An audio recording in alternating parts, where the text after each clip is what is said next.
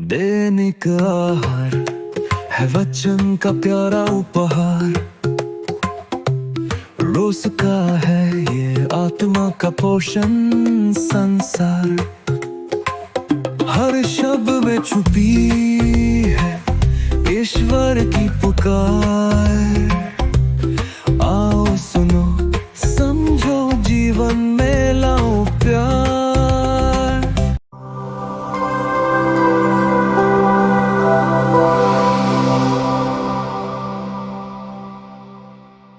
ख्रिस्त में प्रिय भाइयों और बहनों, आज माता कलीसिया मरियम मगदलेना का पर्व मना रही है। एक महान संत जिनको पुनर्जीवित प्रभु यीशु को सबसे पहले देखने का और उनका सुसमाचार सुनाने का सौभाग्य प्राप्त हुआ था। मरियम मगदलेना डोमिनिकन ऑर्डर की सह संरक्षिका भी है।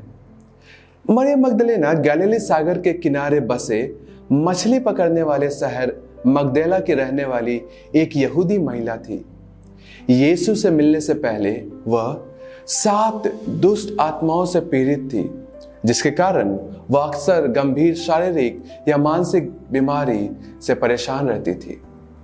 संत लूकास हमें बताते हैं कि यीशु ने मरियम मगदलेना को 7 बुरी आत्माओं और बीमारियों से छुटकारा दिया था। उन्होंने यीशु के करुणा और प्रेम को अपने जीवन में संपूर्ण रूप से महसूस किया। संत पौलुस कुरिन्थियों के नाम दूसरा पत्र अध्याय 5 वाक्य 17 में लिखते हैं, जो यीशु में है वह नया बन जाता है। प्रभु यीशु से मिलने के बाद मरियम मगदलेना का जीवन बदल गया और उनको एक नया पहचान मिल गया था। प्रिय भाइयों तथा बहनों, किसी व्यक्ति को जानने के 2 तरीके हैं। पहला, उस व्यक्ति के बारे में किताबों, अखबारों, मैगजीन से पढ़ के और दूसरों से उसके बारे में सुन के।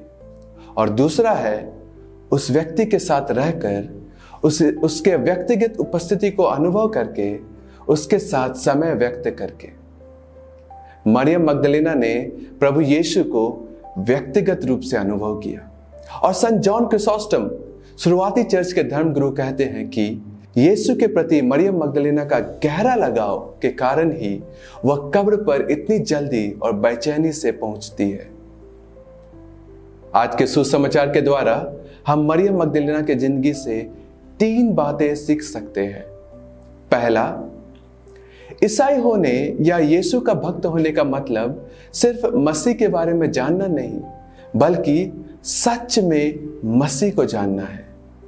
बहुत से लोग यीशु के बारे में जानते थे, लेकिन मरियम मगदलेना ने उनको व्यक्तिगत रूप से जाना। एक डोमिनिकन के लिए यह व्यक्तिगत अनुभव मनन चिंतन के जरिए और गहरा होता है, ताकि हम ईश्वर के बारे में मनन चिंतन करें और उसका मिला हुआ फल दूसरों को बांट सके।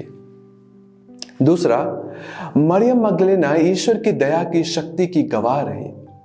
मसीह की क्षमा और चंगाई का अनुभव करने के बाद वह उनकी एक समर्पित शिष्य बन गई।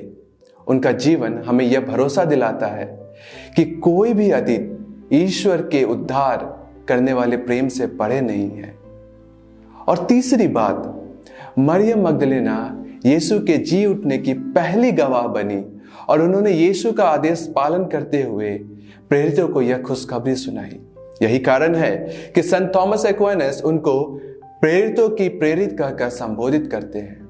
उनका साहस हर ईसाई को प्रेरित करता है कि वे मसीह का प्रचार ईश शब्दों से करें और अपने जीवन में भी करें, जो उनके प्रेम, सच्चाई और आशा को दर्शाता है। तो प्रिय भाइयों और बहनों, आइए हम अपनी जिंदगी पर गौर करें। ईश्वर के साथ मेरा रिश्ता कैसा है और मैं अपने ईश्वर को अपने जीवन में कौन सा स्थान देता हूं। आइए हम ईश्वर को अपने जीवन का केंद्र बनाएं। उनसे प्रार्थना करें कि हम भी प्रभु यीशु को व्यक्तिगत रूप से जानें, उनकी दया और करुणा को अनुभव करें और पुनर्जीवित प्रभु यीशु के साक्षी बने। ईश्वर आप पर, आपके परिवार पर और आपके प्रियजनों पर आशीष बरसाए। आमीन।